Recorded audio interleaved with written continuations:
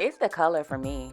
Oh no, it's totally the volume for me. No child, it's the faux locks in under 6 hours for me. I'm about to show y'all how I created this look for my girl Gigi Townsend. I started braiding hair when I was about 12 years old, and through creativity and innovation, I've taken my career to the next level. Now I want to share my techniques with you. Welcome to my channel. I'm Ash Nicole. So here are the basic items you're going to need to get started. I'll put a full list in the description box below. I'm using hair from Rap Culture Boutique. Okay, so first we're going to start off with the braids underneath, or the foundation for the locks. Now as you can see, Gigi got a whole lot of hair, so it's very important that I section the hair off properly to avoid getting overwhelmed. Now you could definitely use a comb to part. I like using the silver clip because I like the shape that it creates for the locks that I'm doing today. And you can clip that hair right up and get it out of your way. I like using a water-based braid gel when I slick the hair down. That way your client doesn't have to worry about all that buildup and gunk and shit underneath her braids. The one I'm using today is Tres Flores. It wasn't my first choice, honestly. They were out of the Magic Finger Studio braid gel that I normally use at the beauty supply store, but that's what I personally recommend. Now what's very important that you do throughout the process of this style is making each step easier as you go. So right now I'm laying the foundation, but I'm looking out for me on the next step by not braiding too close to her scalp so that the latch hook can slide gently underneath and so that the locks have some flexibility and movement. Now I'm going to go ahead and start with a braid, and then I'll transition that into a twist just because it helps me move a little bit faster. As you can see also, I'm not adding any additional braiding hair. I feel like that makes the locks too heavy, makes the locks too stiff, and who finna sit and do a whole head of micros and then go back and do some locks? Not I, said the cat. It is extremely important that you braid your client's hair all the way down to the end for the foundation of these locks. If you're leaving their hair loose inside of the lock, it can cause all kind of tangling and matted up mess. It's gonna be hard for her to take it out, and she gonna want her money back, and she gonna want to fight you. So choose your battle wisely.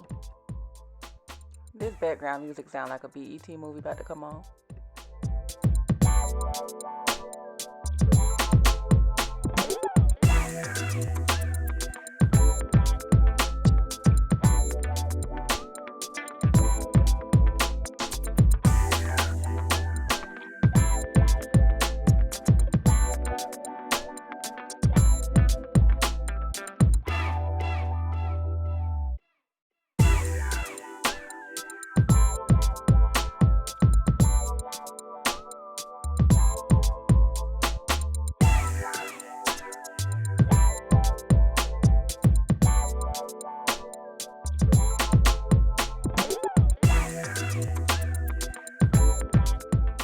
Braiders, why we always do that little pat when we finish a braid? Like that little pat gonna do something. Watch, look at the little pat. Boop.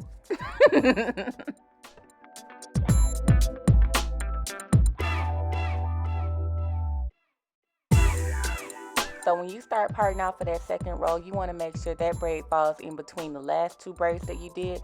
Otherwise, it's going to be stacked on top of each other. Like I said, Gigi got a whole lot of hair, so we do not need her locks to be bulky at all. We want it to lay flat. Okay, so now we're going to move on to the second step, which is the wrapping portion. So let me just section off this back row right quick, because that's what I'm working with.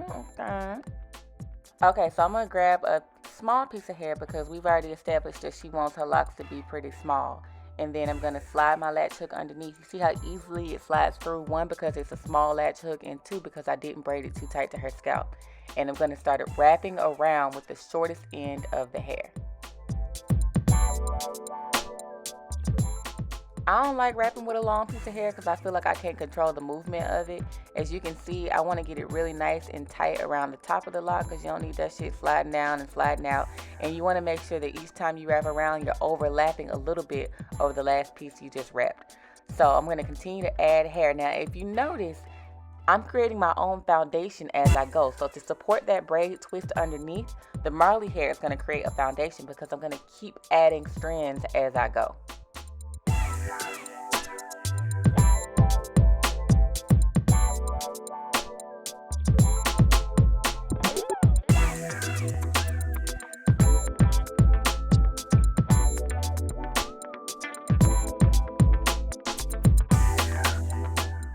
Now, if you notice, I keep my hands pretty close together when I'm wrapping the hair around the braid. I feel like 1, it's easier on my wrist, and 2, it's easy to control where that hair is going to lay when your hands are close together.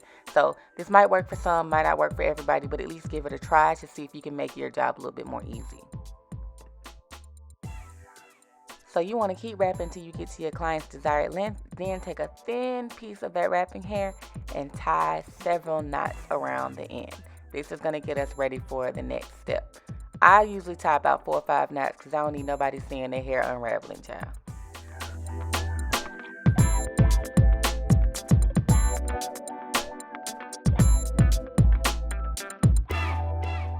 So when you finish wrapping the whole head and tying your knots, it should be giving real like ill girl where you finna go vibes.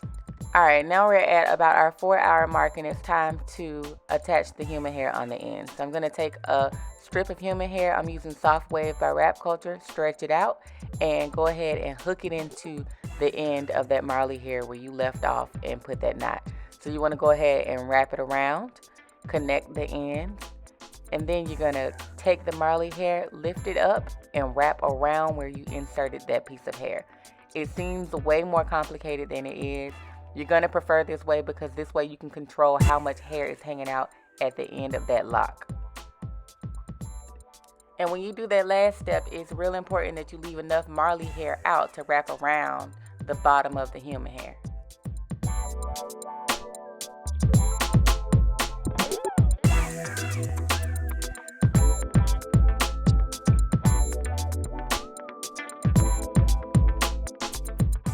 Is anyone else feeling a little intimidated by Snoop Dogg right now? He is looking very judgmental.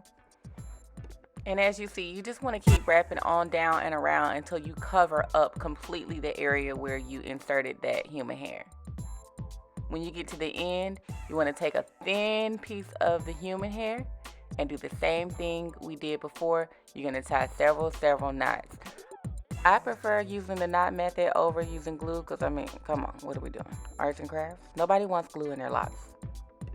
And aside from that, burning the hair or gluing the hair can cause the hair to snag unnecessarily and collect cotton and dirt. Okay, now we're about to dip the hair in warm water. I like to go ahead and sweep while my water is boiling so I can head out when I'm done, child. Now, before I dip the hair in hot water, I like to oversaturate it in styling foam. This is going to help tame them little pieces that be sticking up and all the flyaways and stuff.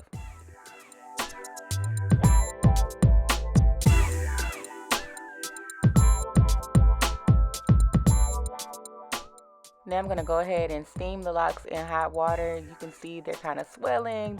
They have some movement going. The ends starting to wave up. Child, it's about to be cute.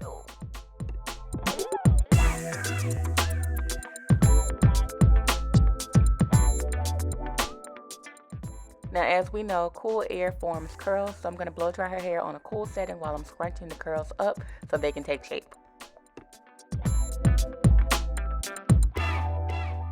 Boom, girl. She thinks she's cute because she is cute. Look at how her locks are moving because there is not extra hair added underneath. They're free flowing because we steamed them to give them flexibility. Girl, Gigi is ready to go, honey. I don't know where she's going to go because we locked down in California, but she ready.